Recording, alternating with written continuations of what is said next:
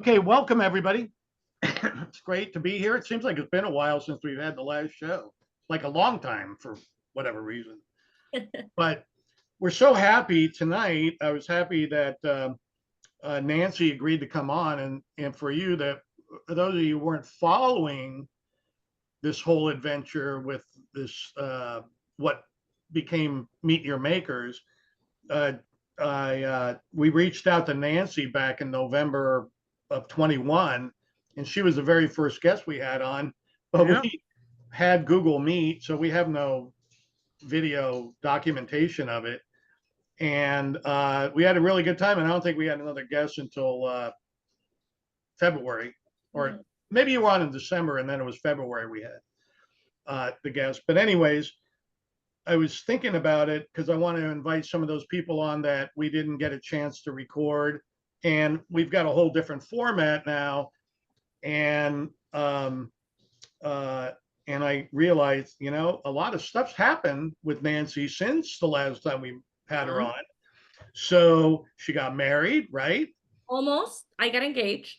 You got engaged. I Okay. got engaged, almost married. And then you have your own tasting room now, and your distribution's much wider, I assume now.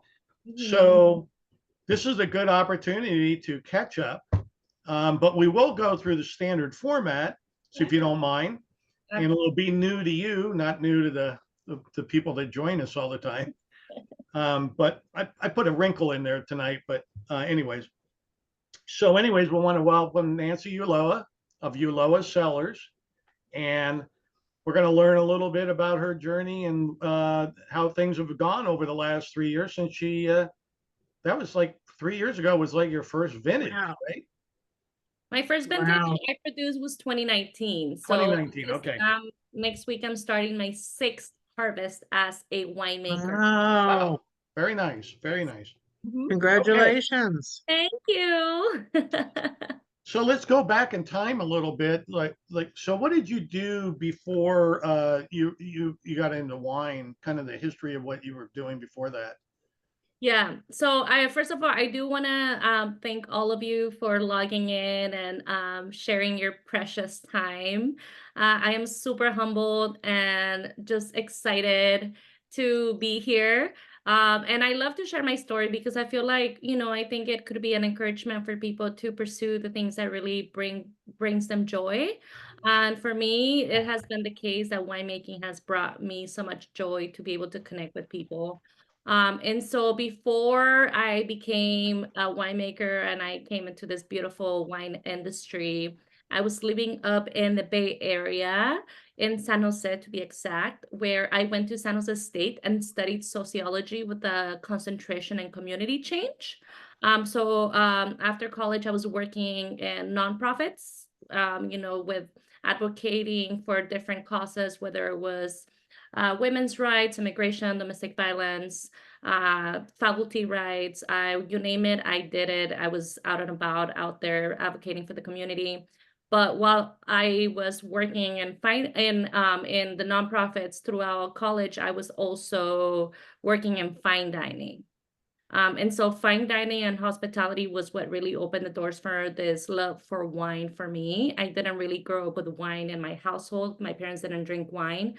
So I didn't get exposure to drinking wine until I started working in restaurants. So that experience in the hospitality is what influenced you to basically get into the wine industry, or at least to create an interest in it. Yes, absolutely. Do you remember a wine that made a big impression on you? Do you remember a first wine that maybe made a big impression on you? Yeah, it was definitely not my first wine. It was one of the wines that I had been trying wine in the different jobs that I had in fine dining, but I remember there was one. I don't exactly remember the brand, but I remember it was a Cab Franc. And that Cab Franc just had all these different layers and complexity, and the like pepper, like the bell pepper component to it. Really just was a sensory experience to me, and that really opened up the interest to like trying to find out what else was out there that I hadn't tried before. So that was one of those wines I really, You remember the name of it? no, I don't. To be Okay. quite honest, I don't. That was probably about 10 years ago, and I do not remember. But I do know that it was a high-end Cat Franc that one of my customers brought in. And he, when people come in and bring their own wine, they're like, I'd like you to try it. And I tried it, and I was just blown away by it. And it really did spark a big interest in me. Right. So where have you worked in the wine industry prior to starting your own label? Give us a little idea what went on. You obviously learned your trade somewhere. Yeah, exactly. So I was up in the Bay Area, and I decided to pursue a career in winemaking. And so in order for me to do that, you can go two routes, right? You can go back to school, go try to get into one of the enology programs somewhere, or based on what I saw with my field, I knew that I could learn by experience, by looking for mentorship opportunities. And so I decided to move down to Paso from San Jose without knowing anyone. I was brought down here by I used to work with this woman who was from Paso.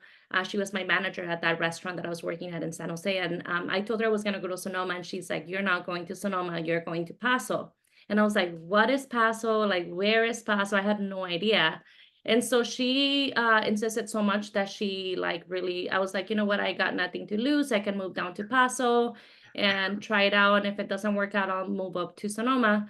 So I came down here, my first job, which was not directly in a winery, but really gave me a lot of exposure to the wines being produced here, was working at Thomas Hill Organics.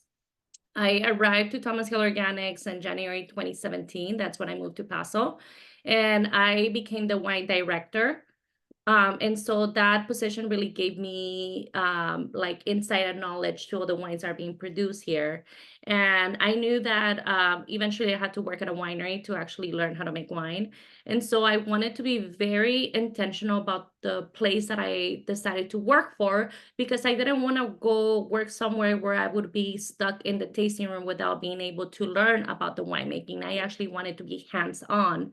And in order for me to do that, I had to choose a winery that would allow me to do those things. And so I received a few offers to work at places, but I knew that I needed to wait for the right opportunity. And so that's when I met my former boss, Adriana Neal, who is the founder of Seven Oaks and Estate Wines, which is located around the corner from Tin City. So when I started working for her, I was still working at Thomas Hill Organics, and she was like, "Come and work for me." And I was like, "Okay, like I have a condition to work for you. Like, I would love to work for you, but I need immediate knowledge, immediate access to knowledge in the cellar, in the vineyard, and how you're operating business. Because I don't want to, if you want me to work for you, I'm not just gonna pour wine. Like, I want to give people a full experience. And in order for me to do that, I need to know how the wine is being made, why we farm things a certain way. And I want to get my hands dirty to explain the process to people." And so that was basically the first place that I started working at, which was, I started working for them in April 2018.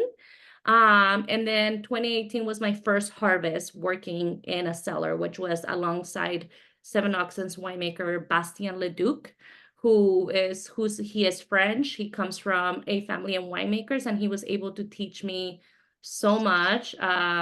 He was very patient with all my questions because I wanted to know why we did everything we did. So he really taught me a lot about the chemistry of wine and the procedures, and even some of the things that were done in the vineyard. I was going to the vineyard when we were harvesting, so it was a really amazing experience for me. So would you say, so he was your mentor more or less, right?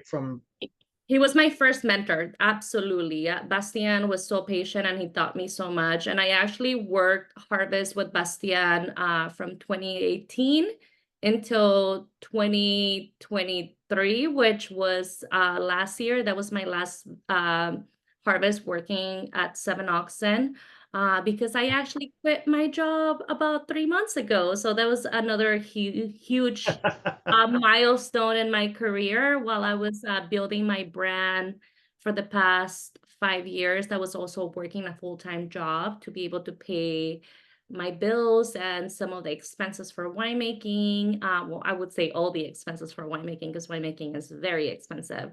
So Seven Oxen, I owe them so much, because they just not only that they provide such an amazing opportunity for me to learn, but they allowed me to produce my wine in their facility, use the space. I still had to use some of other people's equipment that we didn't have, but I was able to ferment my wine at Seven Oxen, and Adriana and Bastian have been so kind to allow me to do that there. So this is more like about Paso, Mhm. but who are some of your favorite winemakers and wineries in Paso? Oh my gosh. Okay, so I have to say, well, I'm a white wine lover. So I love Xavier at Union Sacre. He has been so kind also to share some knowledge and resources. I really love his winemaking because it's really fun and bright. He has tons of amazing white wine. I also do love, I think I'm a little biased because I do love supporting a lot of my friends who make really amazing wines. And so Velia Desperada, she's such a badass that, like, for me, it's like I'm so honored to be in this community where she is at, where I could ask questions. Riley Hubbard, I really appreciate everything that she's done, and like her vibe and how different she is and unapologetic. I also, who else do I like? Oh my gosh, Enrique Torres at Diablo Paso. He is so amazing. He's so kind, and he makes some of them. Oh, there you go, Diablo Paso. I love it. He is so amazing. So I'm so, I think that I'm a big fan of people who have shown me a lot of love. And of course, I make really amazing wine. And I would say, like, my last but not least, my mentor who has been mentoring me since I started making wine is Tyler Russell, he's a former winemaker at Cordenell.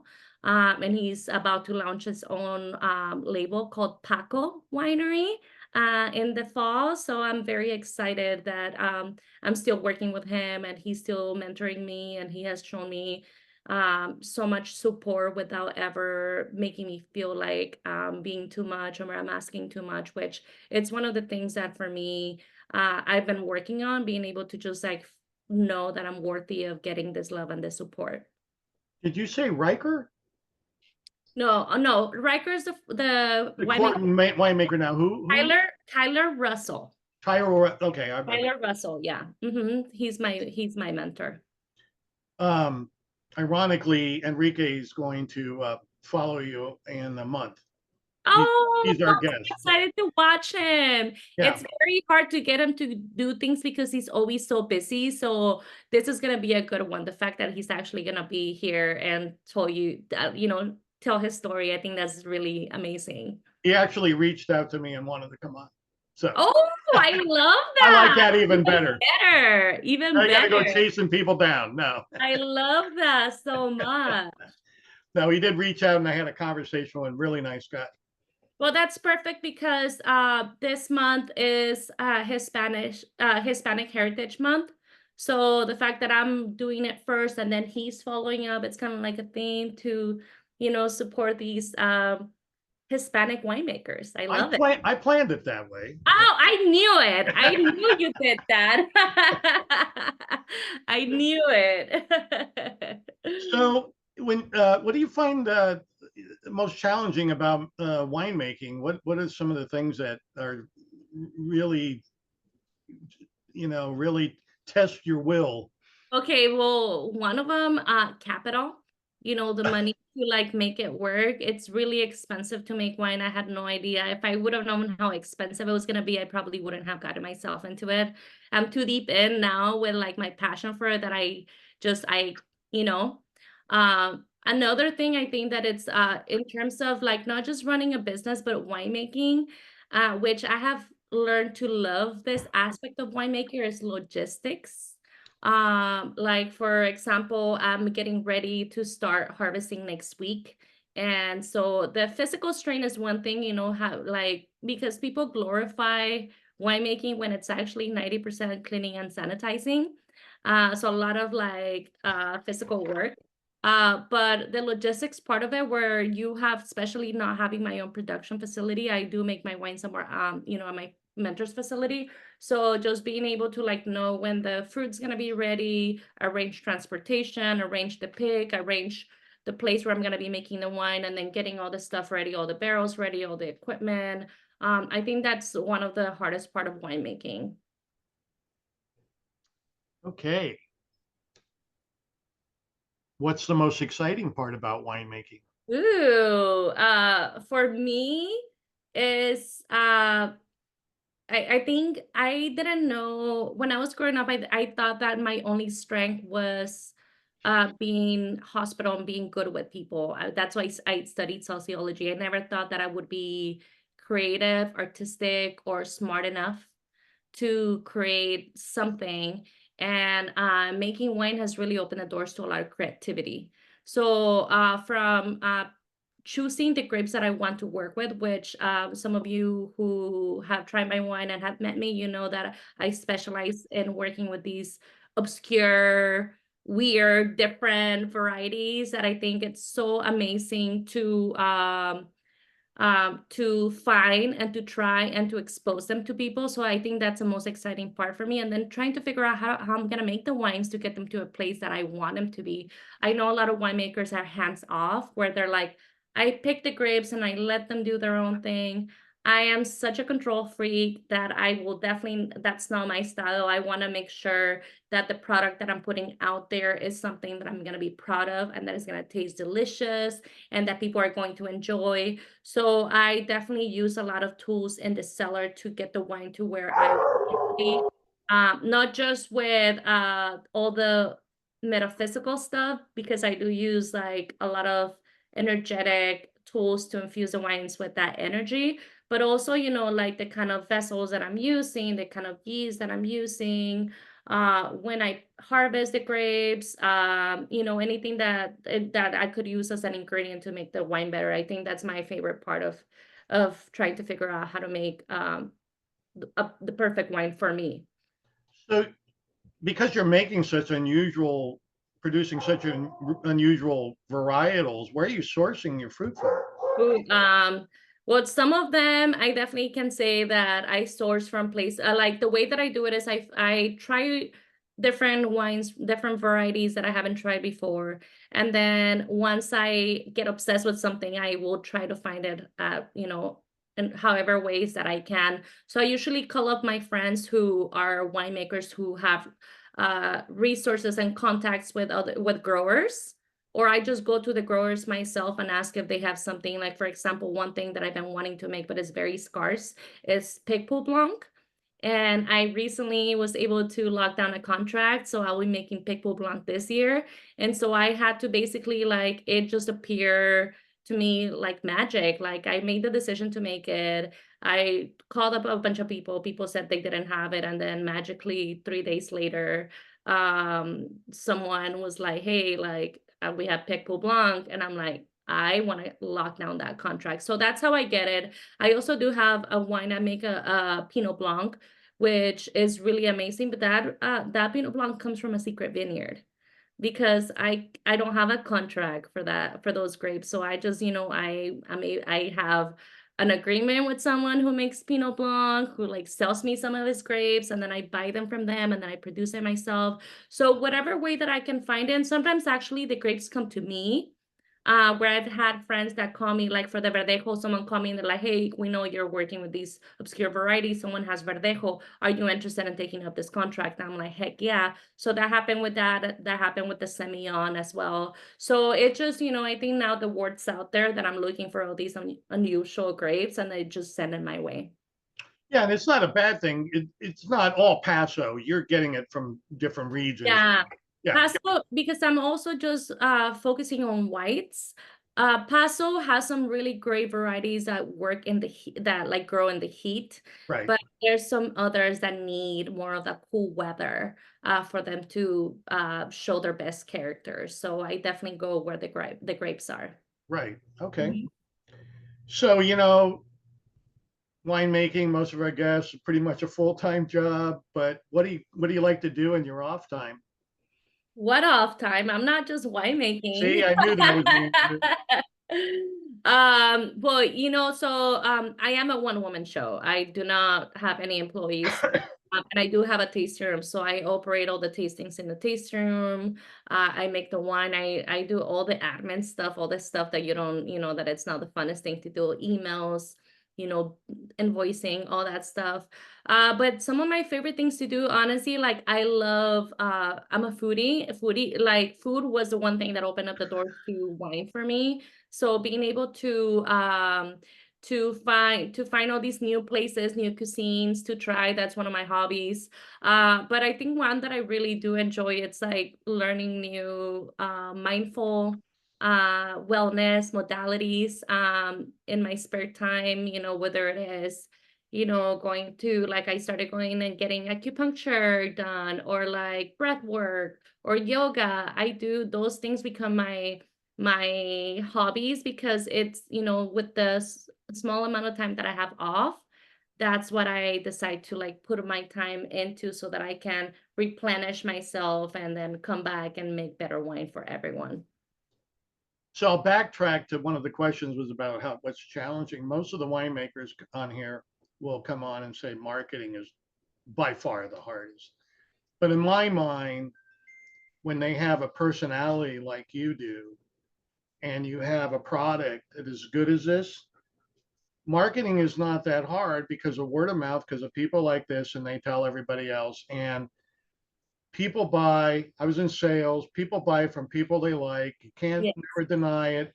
And I really bought in when we had Gary Eberly on. I really learned he nailed that down, and it's kind of it's pervasive in Paso Robles that that's what you have to do to sell your product, and you're gonna be a star. Thank So you so much. Well, I have to show off because I'm learning to celebrate my wins. But I received the Master Marketed Award earlier this year by the Robles Wine Country Alliance. And oh, really nice. to be honest, I like was very surprised, because I don't know what I'm doing half the time. Because I usually, I'm doing so much, and I'm like, oh shoot, I have to send this email, I have to do this.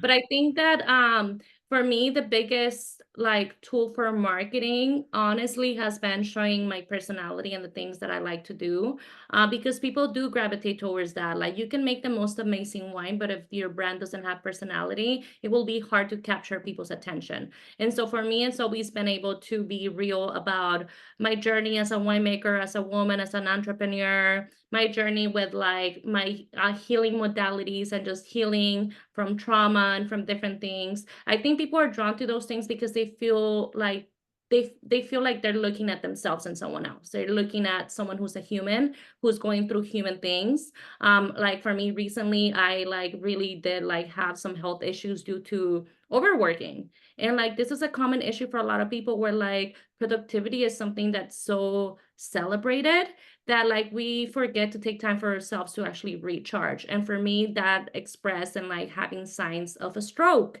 And at my age, it was very alarming for me to like think of like me having a stroke, and like how would that like make me feel to not be able to do certain things because I'm overworking. So I had to step back from working two jobs. That's why I quit my job. And I was very honest with people about that and encouraging people to take care of themselves. So I think that was one of the things that people resonated with a lot. And so instead of being like, you are like complaining too much or what, they were more like, they felt seen, and they were encouraging me. They're like, go take time off. You will be here when you come back. Thank you for sharing your story. And I think that that's something that some brands are missing. You just gotta be honest. Like, we're all right now that there's been this talk about the industry, like struggling because there is like people have the fear of buying wine. And I'm like, be honest about these things with the customer, because if you're struggling and you need to sell some wine, ask for the support from the community that has been wanting to follow you. Because if you don't speak up, people are not going to be there for you. So so that has been my biggest tools, I would say. Right. Yeah, when Mhm. you have drive, it can be all consuming. And that, Absolutely. but obviously you're doing the right things to kind of ease up off the pedal a little bit Yeah, because you're going to sell yourself. The rest will take care of it. So, exactly. make the wine, be yourself. Everything will fall into place for you. Exactly. So, what other than wine, what non-wine adult beverage do you like to consume? I love bourbon. I love bourbon and I love mezcal. Those two are like, and I like to drink them neat. I come home from work, pour myself a little bit, and then just have a little sip. And then to me, that's kind of like the cue that like I'm home and like I can relax. So yeah. Beautiful. So here's where we're going to go off the road just a little bit. So I'm going to ask a couple questions here just for fun. Coffee or tea? Coffee or tea? Coffee, 100%. Yeah. Camping or glamping? Camping. Why? To be in touch with nature. Okay. Like really, really in touch with nature. Text or call? Text. Okay. Salad or sandwich? Half and half. Oh, half a sandwich in the salad. Panera Yeah, style. exactly, half and half. Jack Black or Jack Sparrow? Jack Black. Okay. And the last one I was going to have, but you're too young. Bring it on. Larry Moe or Curly? I don't know how to answer that. That's why I just threw it in there. I'm sorry, I didn't want to embarrass you. It's all good. It's all. Also, there's a lot of cultural Look it up. There's a lot of cultural things that because I was born in Mexico, there's a lot of cultural things like, for example, like songs from childhood that I like people start singing and I feel so left out because I don't know those things. I came to the US when I was 12. So I went past all those lullabies and all that stuff. So, culturally, there's a lot of things that I don't get. So it's all good. I don't take it personal. I just try to learn. You'd have to be like Steven on my age to understand. It's the Three Stooges, which they rarely show on TV anymore. Right? My cousins are obsessed with the Three Stooges. Oh, I love that. So let's go talk about your winery. So yes. One of the questions we usually, what's behind the name? It's a duh, like Ulloa Cellars. So we don't need to go there, but. Well, actually, yes, because I am Nancy Gonzalez. I'm Nancy Gonzalez Ulloa. Ulloa is my mom's maiden name. And so when I was looking at starting my label, I wanted to choose something that was meaningful, that was unique, that was feminine. And so what's more feminine than paying tribute to the matriarch of my family, which is my mom. Absolutely. So that's why I decided, and it's pronounced Ulloa. The double L is pronounced as a Y, so it's Ulloa. My Spanish is bad. It's all good. That's why I'm here to teach you. My grandmother was from Sonora. My mom. Oh, okay. Sonora. My mom, they all spoke Spanish. Mexico. For some reason, somebody recommended to me in middle school that I should try German. Oh. Like, what use did that have? Do you remember any of it? Yeah, I mean, if I watch a movie, I can pick up most of it, but okay, that's impressive. The gender thing in the German is really, really difficult to maneuver. I can't remember them all.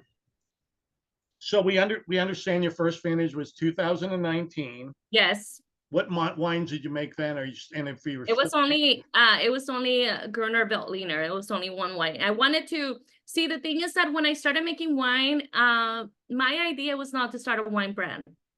Like that happened as an accident. Like I just wanted to learn how to make wine and just buy a ton of grapes and just try it out and give the wine away to people. And so I purchased 1 ton of grapes. I made 50 cases of Grüner, and it was so good that like when I was like thinking of like, oh, what kind of bottle am I gonna put it in? What is the label gonna look like? What am I gonna call it?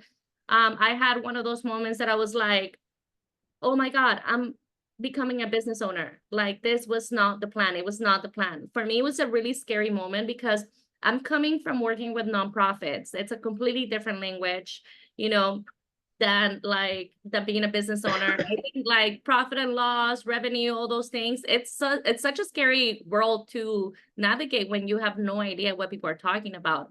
And so once I found out that I became a business owner, I was like, okay, I have to switch gears from learning how to make wine to looking for resources to learn how to run a business.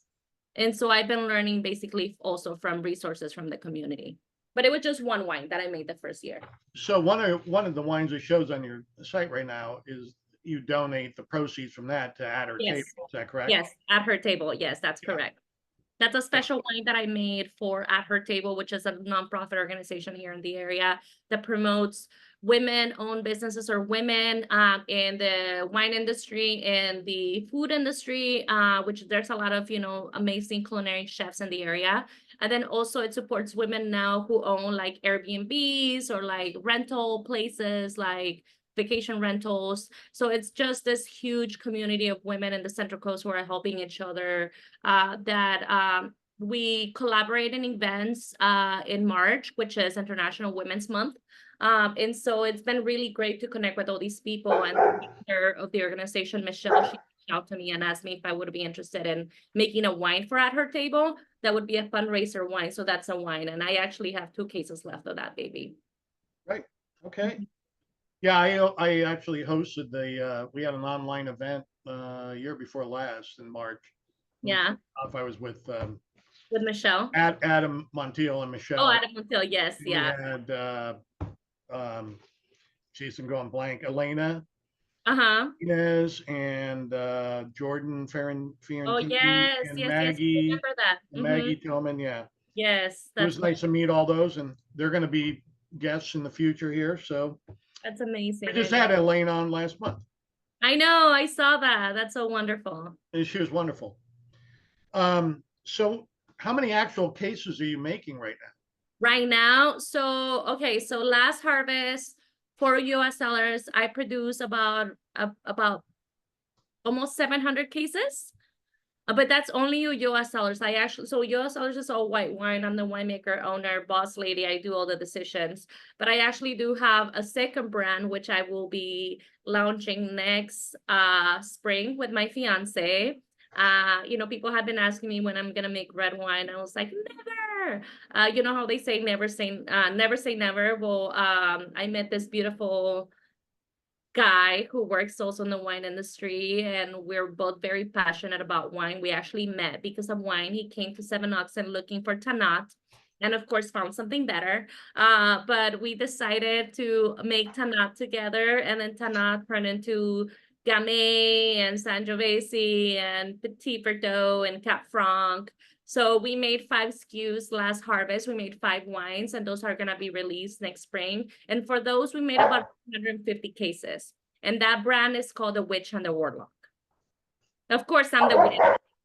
He's a warlock, so. What's it called again? The Witch and the Warlock. Oh, okay. And the warlock is here. Come say hi, baby. Come say hi.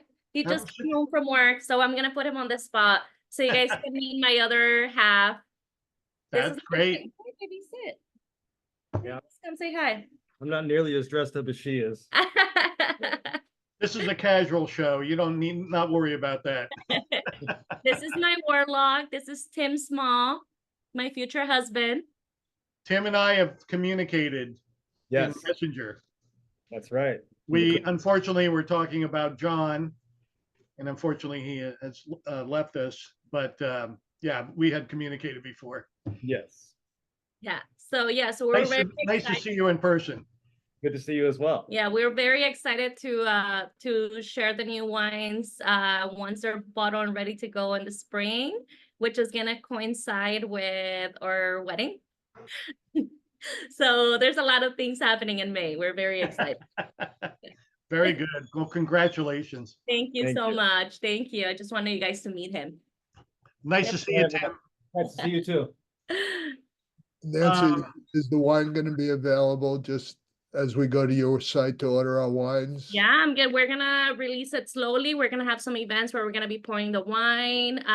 We're definitely, yeah, we're gonna create its own website. So you'll definitely be hearing about all this stuff from me for sure. Right. So I mean, we kind of covered a little bit of this, but you're picking the grapes that you're interested in. Mm-hmm. So, and you're going out and sourcing them because we kind of talked about that already. Do you pick them based on what kind of access, how much access you can have, like in volume, or? Well, I go with whatever they have available. If they do have like plenty available, I usually like to get 2 tons to make, well, I started to get 2 tons now that I have the taste room, because before that I was making small lots. I was buying 1 ton of grapes, making 50 cases. But now that I have this space and now that I don't have a job, I need to make more wine to pay myself. So I'm producing about 100 cases of each SKU, unless there's less of that available. Like my Verdejo, this year's looking like it's pretty light, so I'm probably gonna make just 50 cases.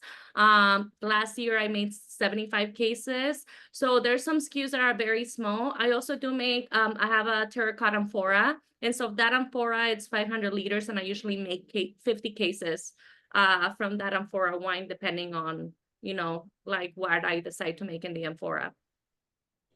What is your favorite grape? Oh, that's a hard one. It's like if you have children and you have to choose what your favorite child is. I think that there's different wines that I love depending on the occasion. But I would say that my Grüner Veltliner is definitely one of the ones that's very close to my heart, because it's the one that made me a wine mama. And also I think because the wine, I love complexity in wines. I love textures. I love you know, a lot of layers, which for a lot of people, like when they think of white wine, they don't think of a wine that would have all those layers. They think of like a Sauvignon Blanc or, you know, a buttery Chardonnay, but they don't think of something that could be multi-dimensional. And my Gruner, I think, definitely does deliver that, because there's like the body, there's like different layers. There's a white pepper component that jumps out of the glass that makes you want to, you know, gravitate and like you know, taste a little more to try to like figure out what you're tasting. So I think that if there's a wine that really represents me and my brand, it would be my Grüner Veltliner. Plus she's very sassy, so like I think that definitely also aligns with the personality of her mama. And by the way, all my wines, I call them her because they're made by me. They are infused with feminine goddess energy. That's something that we haven't talked about, but I'm gonna sprinkle it in there. Mike, I do use different metaphysical methods to infuse the wines with energy, and each label is dedicated to a different goddess or a feminine figure or someone in my life. And so each bottle does deliver not just a personality, but a message. And these messages are kind of intertwined with like my spiritual journey, my healing journey. And so my Gruner has always been like an abundant like message, like seeing the world as an abundant place, because it has taught me to open up the doors to abundance in many different ways, rather than being such a control freak and controlling everything, or thinking that, you know, I will get certain things just from certain places. So it really has taught me that. My Semillon, which is, she's my little, she's a little salty. And I say, like, you know, she's gone through a lot in her past life. So she has a lot of like that salinity, like a little saltiness to her. She is associated, I pair her with a stone called lapis lazuli. And lapis lazuli is a stone that is associated with the throat chakra. So it helps you to communicate. And so, like I said, each wine has its own personality, and I really love to be able to attach that personality to the wines, and people do receive that very well. I think that wine is a living product, and it's not, for me, it's not just a beverage, it's an experience. And so allowing the wines to speak for themselves when they get to people's hands, it's like the most precious thing for me, because people do tell me that they feel like some kind of energy when they're drinking the wine. So I like to think that's the case. I don't know if it's actually real, but science has backed up a lot of methods that I use with the winemaking. So I definitely will continue to use those methods. So do each of these crystals, are they one each attached to? Yeah, so each wine, particular bottle? so I offer a wine and crystal paired experience in my tasting room. because when I started making wine, I actually started bringing crystals into the cellar and putting them on top of my barrels to like have the barrels be protected. And so once I started to develop more of like the identity of the brand, I realized that I have so much freedom to do whatever I want and talk about whatever I want. And so my winemaking and my brand has been a platform to speak about things that I care about, which in this case is healing and mindfulness and empowerment and feminine energy. And so each wine, in the taster room, I offer a wine and crystal pair experience in which I present the crystals for each of the wines that people are tasting and talk to them about how they're paired with each wine and that energy that the wine has and the crystal has align with each other. And then people learn how to use these crystals and they take the crystals home. So it's, you know, kind of like when you go to a place and they do like a food pairing, right? The food pairing goes along with the food, I mean, with the wine to make the experience like kind of like come together. And so for me, it's the crystals. And so for me, like when I was about to open up the tasting room, I asked Tim, I was like, can I pair my wines with crystals? And he's like, babe, it's your brand, you can do whatever you want. And so that really has opened up a big door to a lot of things. So, which is really awesome, honestly, to like my tasting room, you know, some of the people that are here have been there. They can tell you that the place is definitely an extension of who I am, positivity, gratitude. The place is very pink, so it's very feminine. There's a lot of like, you know, just like, I love that you're wearing the pink today. Did you do that on purpose? Not really, no. Oh man, I mean, like synchronicities all around. That was So, just random. It was in the dryer. So well, actually, it happens very often that people come in and they're wearing pink because they're like, we are coming to Ulloa Cellars, so we have to wear pink. So it has been really great, great received by the community, not just women, but there's a lot of men. I mean, you know, Steve can tell you that, like he's been there. And so Steve wears pink. both Steves that are here. But yeah, I think it's been really wonderful to connect with so many people at a deeper level, not just at a superficial. I'm not, like I said, I'm never just gonna pour a wine and be like, this is Alvareño and this is where it's coming from. It's like, no, like I want to give you the reasons why I made this wine and why this wine is so meaningful to me. And sometimes like, you know, like I feel like I talk too much. I'm like, you thought you were coming for a tasting, but you're getting a TED talk. So sorry, not sorry. But I definitely like, I have had people like open up their hearts to the point where like, they feel so safe in my space to like, well, I have like this Oracle deck library where people grab a deck and like shuffle the cards and get a message, and people have like cried in front of me telling me like this message is so aligned with what I'm going through right now, and like they like tell me their story, and like it just feels like such a beautiful place where people feel comfortable to share their stories, not just me share my story, but for them to share a part of who they are. So it's so precious to me to have this space and to share it with people. Well, I think that covers one of my questions. What makes your winery unique? And definitely, this is one of the most unique stories that I've heard. I am so blessed, honestly, Mike. I feel like every day that I wake up, I get to do what I love, not only making wine, but also connecting with people. Like I said, in my past life, I was an activist, and like you can take the activist out of the movement, but you cannot take the movement out of me. And so for me, I realized that I have been advocating towards things that I love and care about by using my voice that I have, that, you know, the platform that I have now through the winemaking. I have been receiving so many amazing opportunities to go speak in front of people about my story of what it's like becoming a winemaker from like not having a winemaking and, you know, background, like a formal background, or, you know, I am a domestic violence survivor. And it was because I left that relationship that I found the power to decide, you know, I left that relationship and I asked myself, what do you want your life to look like? Like life is too short. If you could choose anything in your life, what would you choose? And that's when I decided to go into winemaking. And no one thought that it was going to be possible because they didn't know anyone around them that had ever gone through that journey. And I was like, I know it sounds impossible, but I can make it work. Like I have so much, I'm alive and life is too short. I got to make this happen. So I think that that's something that people do resonate with, where like I've had other women who are starting businesses that come to me and they're like, you did it.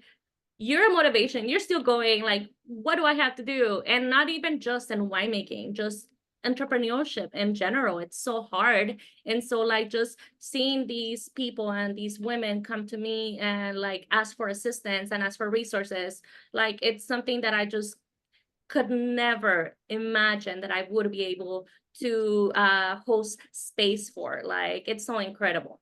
So I'm very thankful for that. You have an amazing story, really. I mean, we've had a lot of people on here, but yours is one of the most unique and obviously heartfelt. Cheers to you. I am so blessed. Thank you guys so much. I'm so We're excited. always happy to have somebody on that making a difference and game changing. You know, we don't usually have large wineries on here. I mean, we do because they're, you know, there's people that have been there Yeah. for a long time, but we're trying to connect with the smaller producers and give them some exposure and learn their stories because they're always so unique. Everybody's journey is so different. So it's always good to hear. And a thank you so heartfelt much for story like hosting that. this space for us. It means so much for the small people like us to be able to share the story, because I do know that there's people that are going to be watching, you know, the recording that are like not close to here and they want to like get to know what's going on in Paso. I think this is such an amazing opportunity. And like for me, anything that I could spread love and gratitude and positivity, like I'll take it. Right. So, well, thank you. Thank Anyway, you. what I'm going to do is give you a moment here to advocate for your winery. Okay. Tell us about your wine club and Yes. what the experience is like there. I have not Yeah. been there. I know Julie has. Mm-hmm. Steve's been there. Yes. Laura, you right? Yes. Tell us all about it. Yeah, so my taste room is very small but very cute, very intimate. I do all the experiences for the most part. You know, I did like when I was going through like my little break after quitting my job, I got someone to help me here and there. But my wine club, it's small but it's still growing. So the benefits are, so you get 6 bottles twice a year, so April and October. The pricing is very friendly. That's one of the things that for me, I love to advocate also for wines that are affordable for everyone. And so I think like after discount, I give a 15% discount. After that discount, I think per bottle it's like $32 or something like that, which for a premium product that I'm producing with my own hands, small batch premium fruit, I think it's a pretty good deal. And so for membership benefits, you get 2 tastings complimentary. I always provide your discount to your guests. I love to do that because I gotta spread the love. I always send the crystals that are paired with the wines to my members, so you get the crystals with the description of what the crystals are and how to use them. I also have different events throughout the year in which I offer special discounts for members. So you get, you know, like a $10 discount to an event, or you know, just little things like that. Special releases, like you get first priority, like for small releases. And then I do host pickup parties, which are complimentary to my members. I'm not gonna charge. I know a lot of people are charging their members for the party. I always grant 2 tickets per member, where I have Latin inspired food. I have music and of course tons of wine. And these pickup parties are wine club members only, because I do want to make sure that I honor the exclusivity of being an Ulloa Cellars supporter. And I do have like tickets available for members who want to bring other guests, because you know sometimes you're like visiting Paso and you have like a few friends coming with you. So I do offer some of those, you know, tickets for purchase for extra people if you want to bring extra people. And I think the biggest benefit is, I'm gonna say it, hanging out with me and then knowing that you're supporting my journey, because honestly, like I have so much passion and so much love for what I'm doing that my members, I like every time that I process wine club, it's just such like, I feel so much gratitude for knowing that people believe in what I'm doing and that they're there to support me, like, you know, fearlessly. Like I have members who like mention my names in so many different places that I cannot even imagine.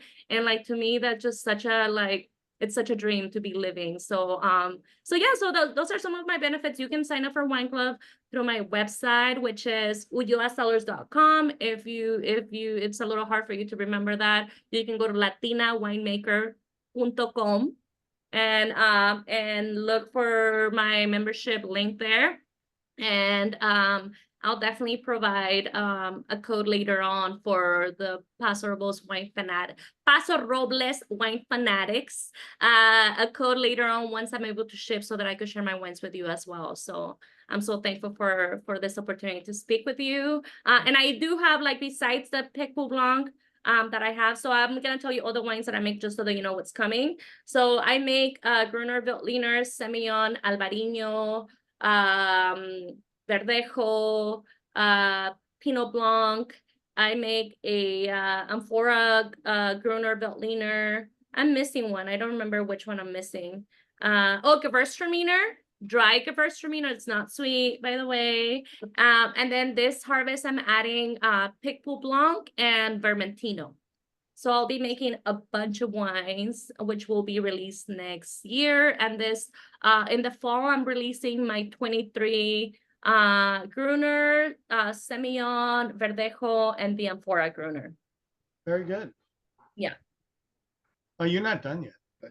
Oh, So, okay. lastly, well, thank you. I think, and anything you want to push out to the group, I'll help you. Okay. Okay. Okay. What do you like about Paso? You live there, right? So how do you feel about the community, the wine community there? Is it something special? When I moved to Paso, I felt very lonely because I didn't have community. And I actually wondered if, like, there was a place for me in the industry, because everyone's so, like, tight with each other. And I was, like, trying to, like, fit in. And at first it was very difficult because I feel like I was expecting to find community within, like, people that have gone through the same things that I have gone through. And, as being an immigrant woman, people of color, like, I think it was a little hard for me to, like, try to, like, make a name for myself, like, for people to be like, okay, she's legit. So I had to prove myself, I would say. But now that I have been, just in the community and just, like, bugging people with love and, just, like, with, like, being myself, I do feel that this community has so much love for, like, people like me. This morning, I had a very emotional morning because I had to move my amphora from where I used to work. I had to move it to another place where I will be keeping it. And I also had to move all my inventory, my case goods, from one storage facility to another, which is a very vulnerable thing to do. Like, to move 500 cases of wine that are, like, my livelihood, it's a very vulnerable thing to do. And so I felt like, how am I going to do this? And then I'm like, let me call some of my homies. And so I called a few people. I called Manu at iTech, who is Jordan Fiorentini's husband. He has, like, a company. He's who I bought the amphora from. He's like, we got you. He went pick up the amphora. I called the different people from the storage facility where I was moving my wine to the new facility. And, like, they made it so seamless and so excited. Like, not just like, this is business, like, they were genuinely excited to receive my wine, to receive my amphora. Like, it just felt like I am so supported. Like, if I need something, and I will say this, like, these little crystals, the sodalite and for your throat chakra to open up your voice, like, our voice is our most powerful tool that we have in our lives.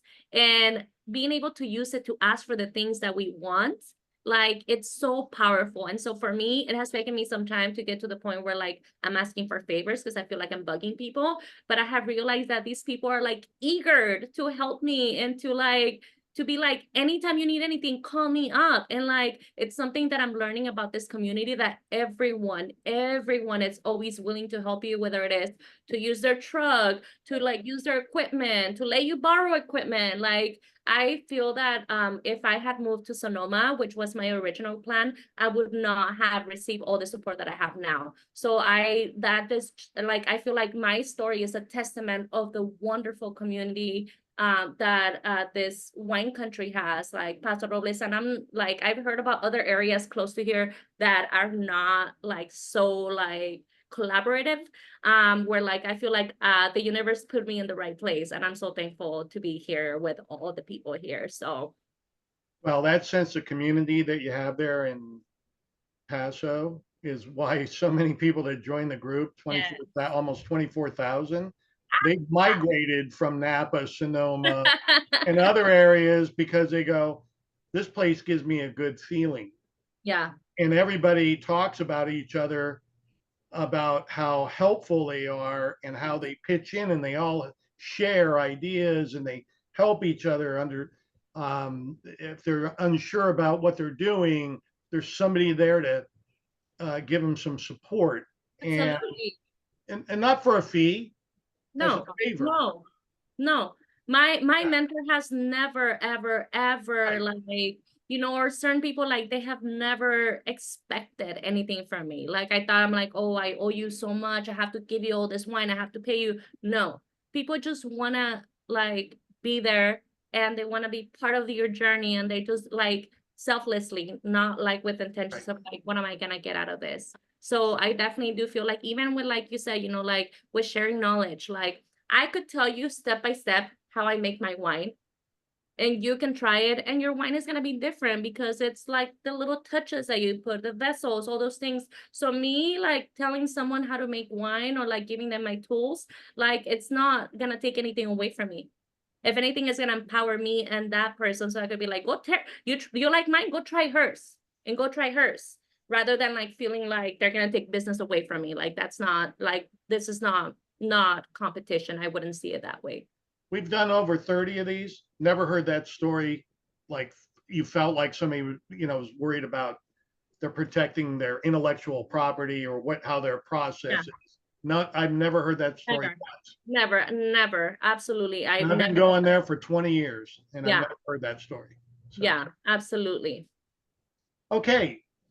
It's 7:05. So Okay. one last thing. Do you have any kind of pro tips that you'd like to offer about drinking wine?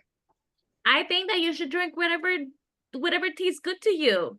And I would say for me, particularly with the kind of wines that I'm making, with the varietals that I'm making, I think that keeping an open mind, like if you say, I don't like Gewürztraminer, I get that a lot. I don't like Gewürztraminer. Okay, try it. And they try it, they're like, oh, it's not sweet. And I'm like, yes, there's so many wines out there. That's why I fell in love with white wine, because I used to drink red wines only. And then I came to Paso and then tried a Pic Blanc, and I was like, what the heck is this? Where have I been living? And so I think like always being open to trying different things, because you don't know where you're missing out if you don't try them. So Right. just always being open. Very good.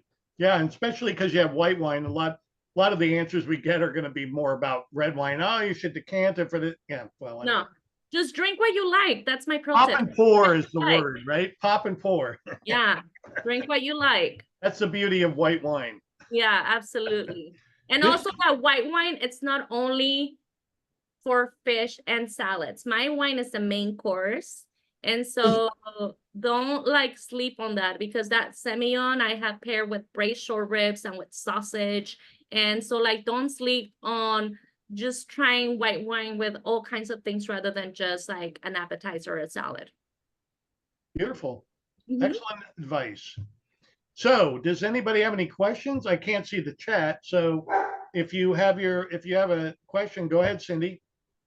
I just want to mention for anybody who might be in town when her tasting room is not open, I just had one of her lovely wines downtown at Paso Market Walk at the Paso Robles Wine Merchant. They have one of your wines. Is it the Semillon? On tap. Yes. On tap. It was so Yes. exciting. Yes. Beautiful wine. And that's a special collab, just so you know, that's a special collaboration. That's a special wine I made especially for them. It's not my regular Semillon, it's an unfined and unfiltered Semillon, and they put their own label on it. And so it's different from what I pour. And it was the first time this was the first time I keg wine. They said, can you keg wine for us? And I was like, I'm sure I can. And so I called my friend who I know that like has keg wine, and I'm like, Jesse, can you come help me? And he's like, I'm there. And he came and he helped me. keg that wine. So so yeah, so there's just trying different things, different formats, and actually did it for the first time from the keg also when we had the release party, and it was pretty delicious. So I'm really glad. This was delicious too. I was thrilled to find it there. Thank you so much, love. Steve, you got a question? Well, it's just more of a comment. We went out, we met Nancy. She was actually the weekend we were up for the event in the spring. We went over to Nancy's and The Paso Robles Wine Fanatics Party. Yes. the Paso Robles wine for that. And everything she has talked about is true. The wines are delicious. It was fun. It was educational. I'm not going to tell her prices are too inexpensive because I don't want her to raise the prices. It's really Well, for what you priced right. get. No, it's excellent. And then, and actually, and talking about Paso, it's a great little area if you don't know, when she's off in that Thule Road Industrial Park, and there's 3 other great wineries in there. And as a matter of fact, Andy from Karn was coming down to my house, and I Yes. called him up. I said, do you mind driving some of Nancy's wines down for me? And he said, sure. So that camaraderie that you see in Paso, you just don't see elsewhere. And look forward to the next release. Thank you, Steve. Anybody else have a comment or question? Go ahead, Laura. I do. Really loved hearing that you do still have some of the special at her table wine. It was one of the things I had forgotten to ask about when we visited in July, because we were actually lucky enough to go to the event in March, the dinner, and Michelle's awesome, and they're all so great, and they did it. But I'm a picky person. I usually like to taste wine before I buy. Sometimes I don't. Sometimes but it's nice to hear that you still have some, in case I can come. If you let me know, and I can hold a couple bottles for you. I haven't been pouring it because Yeah, no, I understand that. no, but like what I'm saying is like I haven't been pouring it because it's so special and I only have so little that I'm like, I don't have to sell out of it right now. Like I could hold a few bottles and then pour as a special pour here and there. So just let me know if you want to come down and you want me to hold a bottle for you to try it, and then like yeah, we can totally do it. You only have 2 cases left. You shouldn't. I'm totally fine with you not doing tastings on it. I completely understand. It is good. I'll vouch for it. Yeah. Yes, she definitely. But if we want to taste it, we go to Laura's house there, and yeah, she's got plenty. We'll figure it Anybody out. else have a question or comment? I had a question. Go ahead, Colleen. Hi, usually Colin.